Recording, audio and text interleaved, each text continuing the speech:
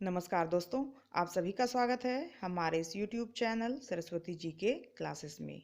दोस्तों, आज की क्लास में मैं आप लोगों के लिए लेके आई हूँ जेपीएससी पीटी के पेपर 2 का प्रैक्टिस सेट 4 जो जिसमें कि 25 क्वेश्चंस हैं और आपको ये सेट लगाना है और आपको अपने आप को अपने लेवल को चेक करना है कि आपकी तैयारी किस लेवल तक पहुंची है। तो आइए शुरू करते हैं आज की क्लास और देखते हैं कि इन 25 क्वेश्चंस में से आप कितने आंसर जो है वो राइट कर सकते हैं। तो आइए शुरू करते हैं आज की क्लास। आज का पहला क्वेश्चन है, भारत छोड़ो आंदोलन में हजारीबाग का जुलूस किसके नेतृत्व में निकला था? तो भारत छोड़ो आंदोलन में हजारीबाग का जो जुलूस है वो श्रीमती सरस्वती देवी के नेतृत्व में निकाला गया था। भारतीय स्वतंत्रता संग्राम में अग्रणी भूमिका निभाने वाली श्रीमती सरस्वती देवी जो है, इनका जन्म हुआ था 5 फरवरी 1901 ईस्वी को। 1901 ईस्वी को इनका जन्म हुआ था। कहाँ? तो हजारीबाग में। ये हजारीबाग से ही हैं सरस्वती देवी। जन्म है इनका 5 फरवरी 1901 ईस्वी। और इसके साथ ही हमें ये भी याद रखना चाहिए कि श्रीमती सरस्वती देवी जो हैं, उन्होंने 1928 ईस्वी का जो पर्दा प्रथा उन्मूलन आंदोलन था वो, और साथ ही भारत छोड़ो आंदोलन का नेतृत्व हजारीबाग से इन्हीं ने किया था। या इन आंदोलनों का जो श्री गणेश था वो इन्हीं के नेतृत्व में हुआ था। और ये जो भारत छोड़ो आंदोलन का नेतृत्व इन्होंने किया था, ये इसका श्री गणेश किया था इन्होंने 11 अगस्त 1942 ईस्वी को। यानी कि श्रीमती सरस्वती देवी के नेतृत्व में 11 अगस्त 1942 ईस्वी को भारत छोड़ो आंदोलन का श्री गणेश हुआ था हजारीबाग जिले में। नेक्स्ट क्वेश्चन है, झारखंड के जनजातियों में प्रचलित पेय पदार्थ हड़िया निम्नलिखित में किसे मिलाकर बनाया जाता है? तो झारखंड की जनजातियों में जो प्रचलित है पेय पदार्थ हड़िया, इसको महुआ मिलाकर बनाया जाता है। महुआ के मिश्रण से ही बनता है पेय पदार्थ हड़िया।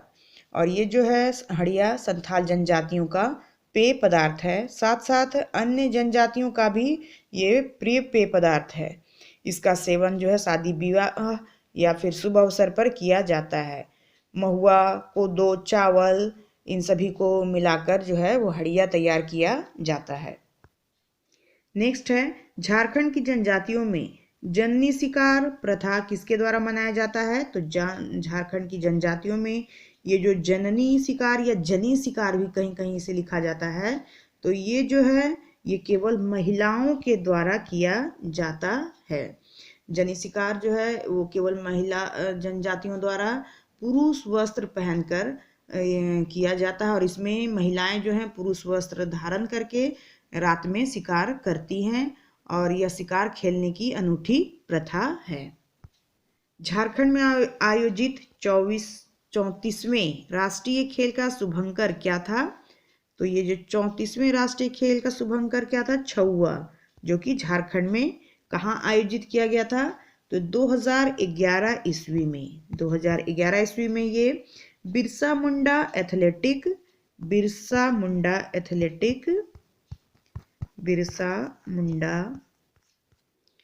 एथलेटिक्स स्टेडियम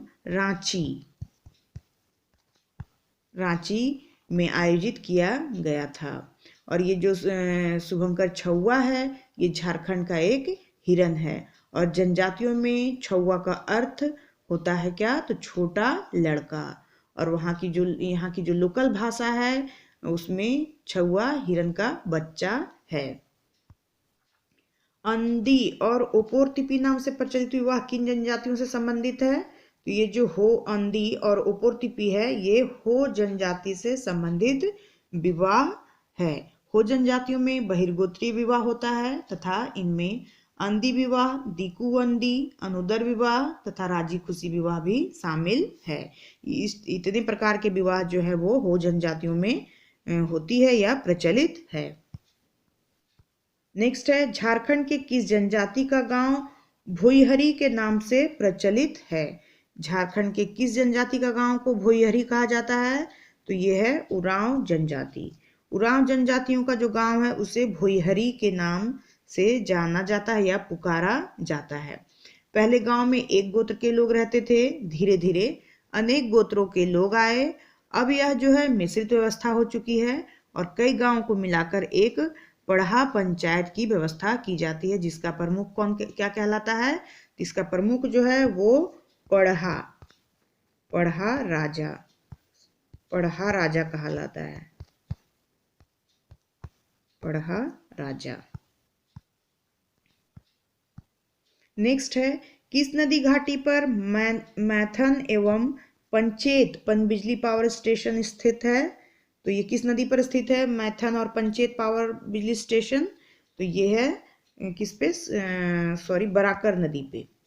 ये बराकर नदी पर है और बराकर नदी का उद्गम स्थल जो है वो हजारीबाग जिला है। हजारीबाग पठार के उत्तरी किनारे से निकलकर अर्धवृत्ताकार मार्ग बनाती हुई ये बंगाल की सीमा में दामोदर नदी से मिल जाती है। यह बरसाती नदी है और इस नदी पर मैथन एवं पंचेत पावर स्टेशन जो है वो बनाया गया है, यानी कि बराकर नदी पर। नेक्स्ट है, जमशेदपुर किस नदी पर बसा हुआ है? तो ये आप सभी जानते हैं कि जमशेदपुर जो है वो स्वर्ण रेखा नदी के किनारे बसा हुआ है, या हम लोग स्वर्ण रेखा और खरकई नदी के किनारे भी इसे मानते हैं। तो यहाँ पे चूंकि ऑप्शन में सिर्फ स्वर्ण रेखा दिया हुआ है तो जमशेदपुर किस नदी के किनारे हो जाएगा? तो स्वर्ण रेखा नदी के किनारे। और ये जो जमशेदपुर है इसकी स्थापना जमशेदजी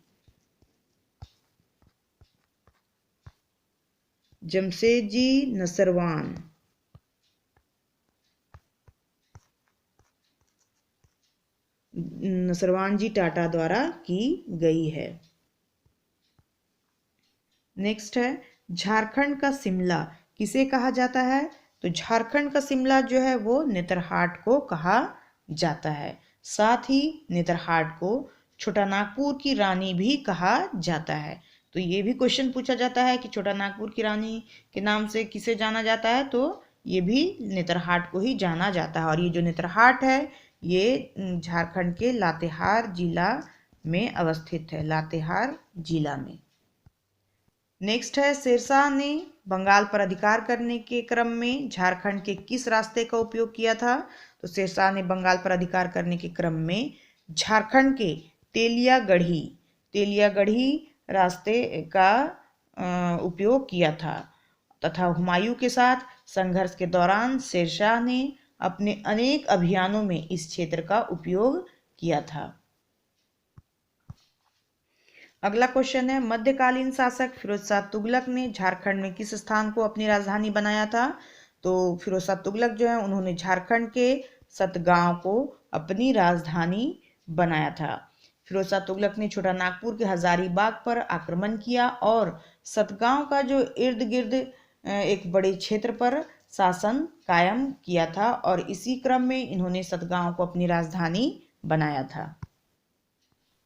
अगला है, नागवंशी राजा ने नवरत्न नामक पंचमंजिला भवन का निर्माण सर्वप्रथम कहाँ करवाया था?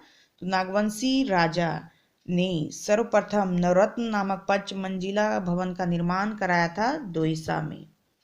दोईसा में इन्होंने नवरत्न नामक पंचमंजिला का निर्माण करवाया था और यह राजवंश मध्यकाल व आधुनिक काल तक जारी रहा है। नेक्स्ट है, रामगढ़ में कांग्रेस का अधिवेशन किस वर्ष आयोजित हुआ था? तो रामगढ़ में ये जो कांग्रेस का अधिवेशन आयोजित हुआ था वो वर्ष था 1940 ईस्वी। कांग्रेस का ये 53वां अधिवेशन था जिसका आयोजन रामगढ़ में हुआ था और इस अधिवेशन के जो अध्यक्ष थे वे थे मौलाना अबुल कलाम आजाद।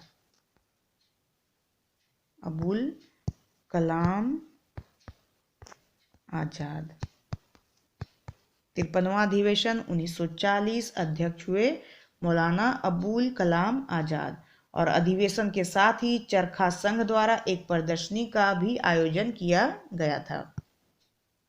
अगला क्वेश्चन है, ताना भगत आंदोलन की शुरुआत कब हुई थी?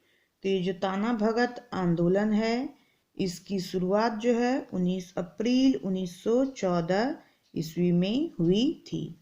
ताना भगत आंदोलन के जो प्रणेता थे वे हैं जतरा भगत। जतरा भगत, जिनका जन्म 2 अक्टूबर 1888 ईस्वी है और इनका जिला था गुमला जिला। यानी गुमला जिले के ये जो ताना भगत हैं ये जो जतरा भगत हैं, इनका जन्म 2 अक्टूबर 1888 ईस्वी को गुमला जिले के बिशुनपुर प्रखंड के चिंगरी गांव में एक साधारण उरांव परिवार में हुआ था। और 1914 ईस्वी में इन्होंने ताना भगत आंदोलन चलाया, जो एक सांस्कृतिक आंदोलन माना जाता है।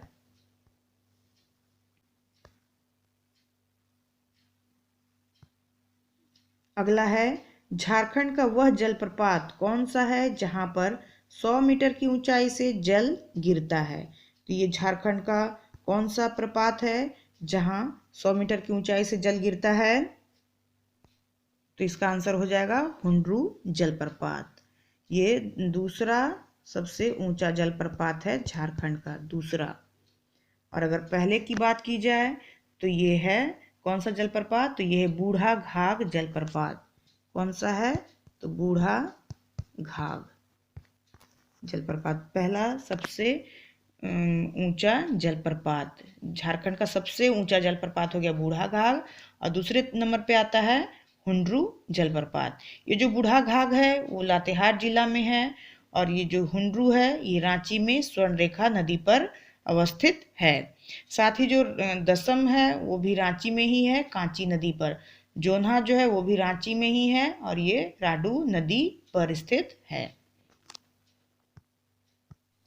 अगला है, झारखंड के जनजातियों में प्रचलित शब्द डोमकच का संबंध किससे है। तो ये जो डोमकच शब्द है इसका संबंध किससे है, जो जनजातियों में प्रचलित है डोमकच। तो डोमकच जो है एक लोक नृत्य है, लोक नृत्य का नाम है डोमकच। ये घरेलू एवं निजी लोक नृत्य है जिसको घर के आंगन में विवाह के अवसरों पर बारात जाने के बाद केवल महिलाओं द्वारा आयोजित किया जाता है और देखा भी जाता है। यानी महिलाएं ही शामिल होती हैं इस नृत्य में। अगला क्वेश्चन है, गांधी जी पहली बार रांची किसके निमंत्रण पर आए थे। तो गांधी जी जो है पहली बार रांची जो है वो श्याम कृष्ण सहाय के निमंत्रण पर आए थे। ये जो श्याम कृष्ण सहाय हैं सन 1917 ईस्वी में लंदन से रांची लौटे थे और उन्होंने गांधी जी को रांची आने का संदेश भेजा था। गांधी जी 4 जून 1917 को पहली बार रांची पहुंचे थे। कब आए थे, तो 4 जून 1917 ईस्वी को रांची पहुंचे थे।